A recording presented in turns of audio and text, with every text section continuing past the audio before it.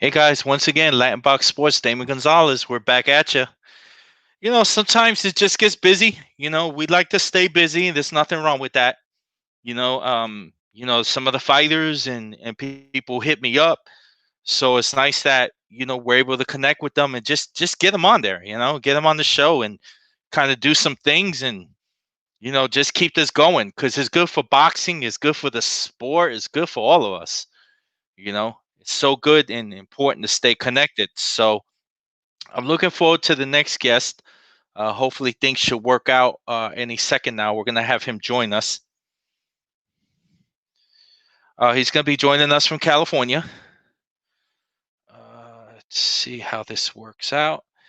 Once again, thank you everybody for tuning in our last show. We had a really, really great show a couple of minutes ago. It was really, really nice. And we're just looking forward to bigger and better things and just keeping it going for the sport, keeping it going for everybody. And once again, without further ado, hey champ, turn on your microphone. All right.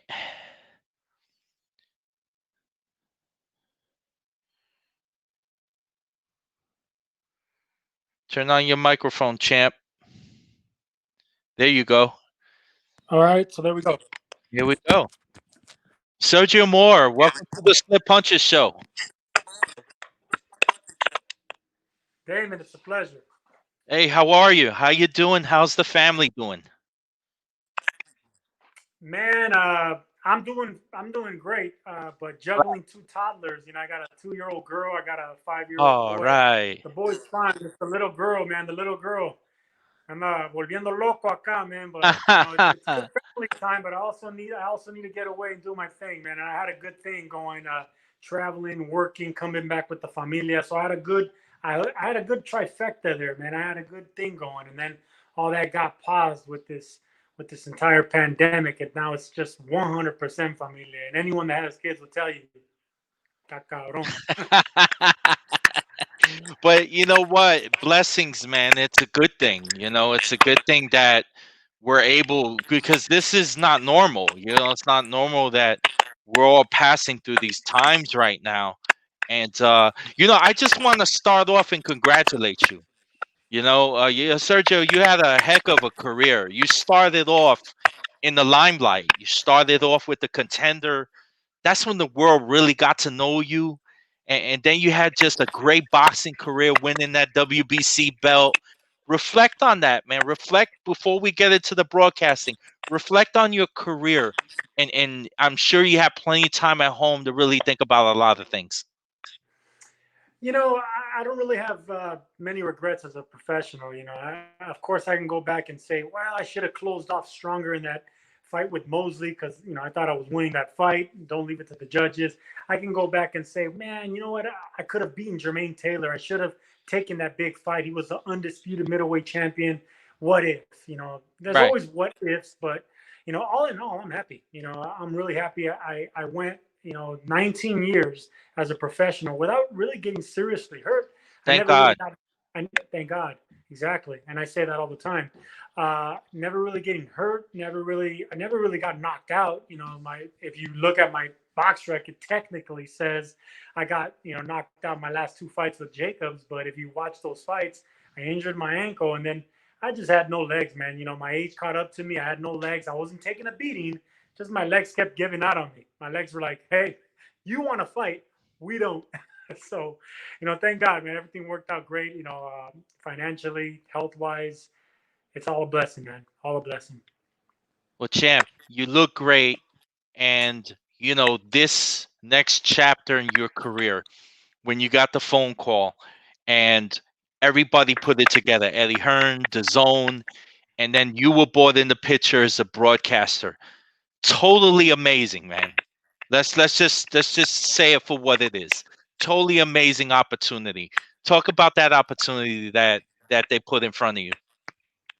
I was getting opportunities here and there with PBC first, so I gotta shout out where it started. PBC was giving No me doubt. a platform to actually be in front of the camera and start getting my feet wet with this commentating thing, because it really is something difficult to do. You have to prepare for it. You have to think on your feet. It's kind of like boxing, man. And when the lights go on, some guys just like, they don't know what to do, and some guys shine. I didn't really shine, but I got a lot of reps in. So with the PBC, I got to thank them. And then when I got this gig with the Zone, I got a call out of nowhere, and they offered me a contract for a year. And in that year, I want to say, I was doing 4 rounders, 6 rounders, 8 round. I was doing all of them. So I was doing from the 4 rounders to the heavyweight championship of the world at Wembley Stadium.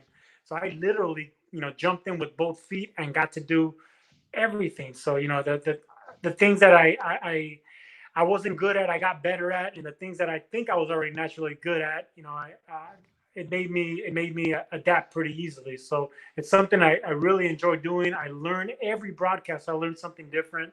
Brian Kenny has been very patient with me. Todd Grisham, Todd Grisham, está loco. But he lets me do my thing, but he holds me aside as well. Then Chris Mannix, everyone knows he's a prick. Uh, but and then the different personalities that I get to work with when they're not, working. Ryan Rucco and Adnan Verk, I got to work with them, and all the people at the Zone have been amazing. Eddie Hearn, what he did, to start this venture off in the States, unbelievable, man. It really is. It just went from 0 to 100 real quick. But Sergio, chemistry is everything. And the one thing that's so intriguing is that you, as a professional fighter, you grab that mic and you're dealing with these fights, but let's face it, you don't sugarcoat. Okay, you don't pretend something's happening. You bring it like it is, and that's what makes it so intriguing and amazing to listen to you broadcast. How's that translate? I mean, most of the boxing world really enjoys listening to your commentating. The boxing world, I think I got the majority of the boxing world's respect, but we're Oh, not. no doubt. Yeah, yeah, I'm happy with that, and the feedback I've been getting by the people that matter, the people that have been in the business 20, 30 years, the Steve Farhoods of the world, the people that have been in front of the camera. And I've had a lot of mentors: Brian Kenny, Joe Tessitore. They reach out to me, so I'm talking about the big dogs. So I get their respect. They call me, they text me, they tell me all the good, all the things I can work on. But it's been unbelievable. Now, for the layman, for the casual fans, and even the hardcore fans, you can never 100%, satisfy them. There's always going to be people that don't like me. There's always going to be people that say I shouldn't have said that, or I should have said this, or I'm favoring one fighter, or I'm not giving enough credit to one fighter. That's just the nature of the game, and I'm not there to please them. I'm there to first of all, please myself. Because if I'm happy with Absolutely. broadcast, I'm happy with it because I did the best I could and I prepared the best I could. And then my bosses, if they're happy, they keep signing my checks, and they just, they just re-sign me. So they just re-signed me to a new deal. So I mean, I must be doing something right with them and with the people in the boxing business, and I'm very thrilled in my position, and I'm blessed. Of course, as you can see right now, and it's like a breath of air, like a sign of relief. You can see that Top Rank in ESPN started their fight cards.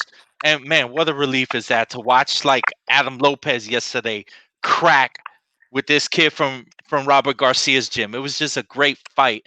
But watching, Tess and Andre Ward and Bradley, they're doing their thing at home. Have you thought of that? I mean, I'm sure that in a short period of time that may be the plan. Is that correct? Yeah, right. No, that's exactly the plan. We're going to be getting.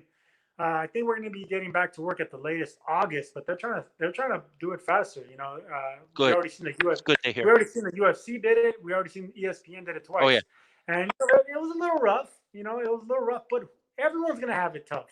Everyone's going to have it tough as far as getting it together with the broadcast. It's all chemistry, and it's hard to do when you're not in front of them. It's literally you're right next to your partners, and you can feel their adrenaline. You can feel their body language. You can feel the excitement. So when they're excited, they're excited. Now, I can't get your body language across the camera, the zoom.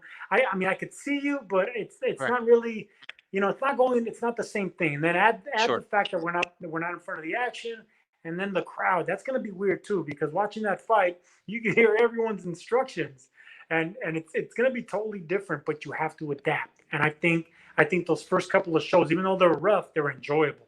They're very enjoyable, especially that second show.